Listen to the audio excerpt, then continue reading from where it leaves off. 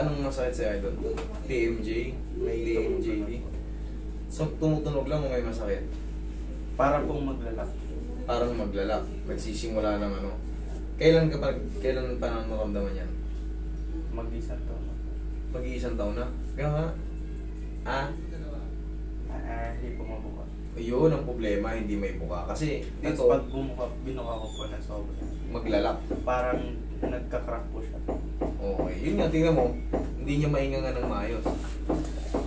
Kulang. Nga. Ayan o. Kulang. Sige. Tapos ina-extray ko na po siya. Nasaan? Tingnan mo. Yung para may basis tayo, kumbaga.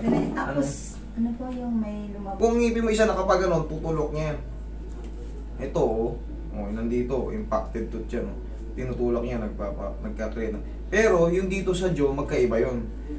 Nararamdaman mo po may sumasakit dito mo? Diyan? Yan, diyan sa tooth yan. Pero pag dito sa taas, dito, yan. Yung sa boundary yan, sa condyle. Yan ang sa Ito ano. po yung may tumutunog eh. Diyan talagang tutunog kasi yan, nandito yan, ito. Pero kasi sa ngipin, ito yung may ano sa'yo, sa dulo. Kaya nga tinatanong kita kung sumasakit yung dyan mo. Bunga yan ng ano, pabuks nga. Bunga yan ng ano, impacted tooth kasi meron kang nakagano ng ngipin, oh. Diba yung ngipin, ganyan. Ang lumalabas. Nakaganyan, oh. Nakaslant po. Oo, nakastan. Ayan, oh. Ayan, oh. Dapat yan, ang tubo niyan. Straight. Katulad ito. Sumabay lang, pero ito patumbay, oh. Pag lumaki yan, pag lumabas yan, itutulak niya yung magtutumbahan yung mga ngipin mo. Ito tingnan mo, hindi siya tumama.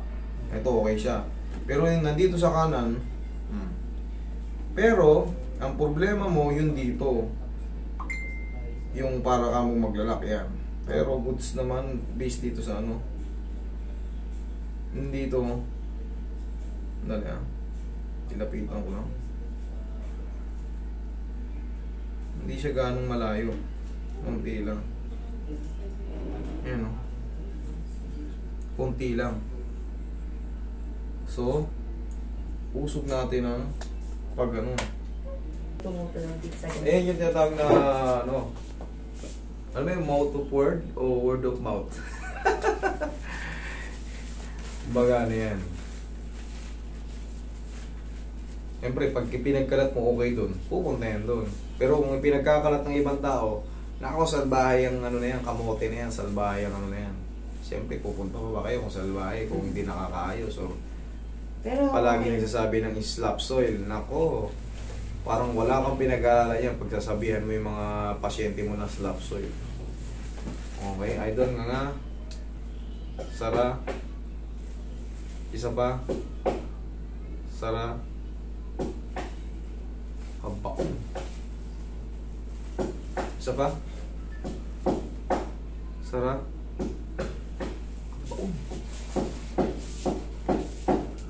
Yan nga.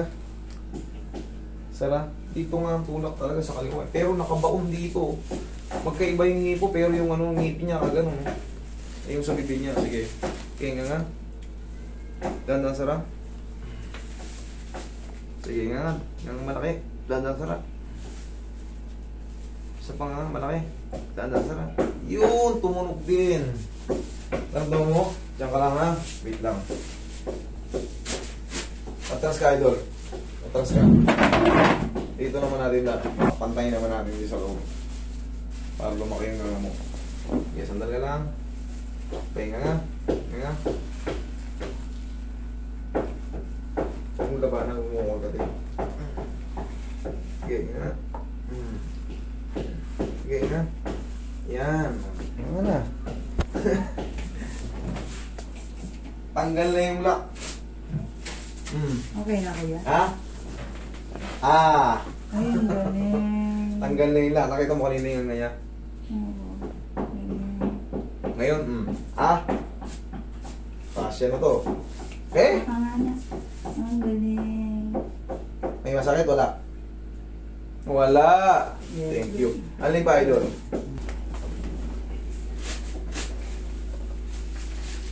Pag nagbubo kayo ng pangat, kita niyo yung method natin.